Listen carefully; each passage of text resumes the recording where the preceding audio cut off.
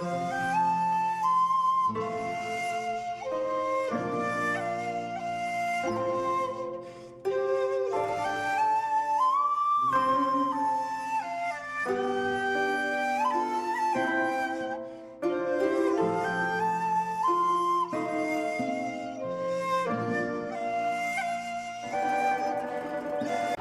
పట్టియు మీకు అనుగ్రహింపబడుతుంది.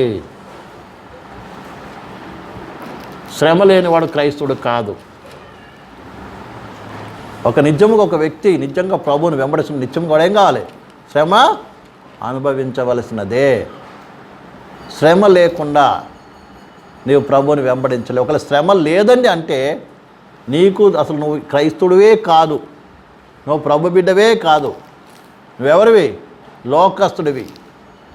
నీ సొంత ఇష్ట ప్రకారం, సొంత ఇచ్చల ప్రకారం ఈ లోకంలో ఏం చేస్తున్నావు? జీవిస్తున్నావు అని దాని అర్థమని దేవుని వాక్యం. మరొక వాక్యం చదువుకుందాం. అపోస్తలుల కార్యములో 14:22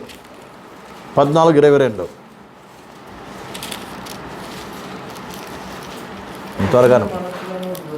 శిష్యుల మనసును దృఢపరిచి విశ్వాసమందు నిలకడగా ఉండవాలని అనేక శ్రమలను అనుభవించి మనం దేవుని రాజ్యంలో ప్రవేశింపవలనని హెచ్చరించని. ఇక్కడ అపోస్తలులు ఏమి హెచ్చరిస్తున్నారండి? శిష్యులకి ధైర్యపరుస్తున్నారు. ఏమని? మనం అనేక శ్రమలు అనుభవించిన తర్వాత ఎక్కడికి పోవాలి?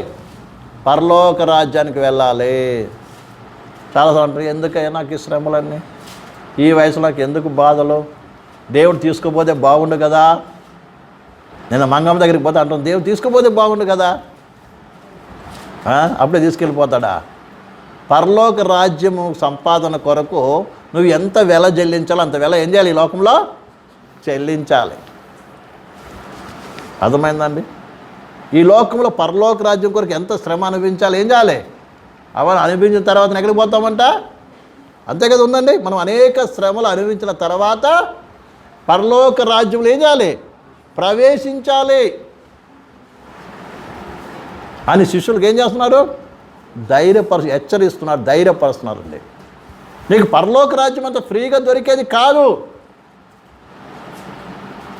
ఈ లోకంలో ఏది నీకు ఫ్రీగా దొరుకుతుందండి? దొరుకుతుందా ఏమన్నా? ఫ్రీగా? పేరుకి ఫ్రీయే. ఎవడు నష్టానికి ఎవరు ఇవ్వడు. అర్థమవుతుందండి? అది బిజినెస్ చేసే వాళ్ళు కావచ్చు, వ్యాపారం చేసే వాళ్ళు కావచ్చు, వ్యాపారస్తులు కావచ్చు, రాజకీయ నాయకులు కావచ్చు, గవర్నమెంట్ కావచ్చు, ఫ్రీగా ఏది ఇవ్వదు.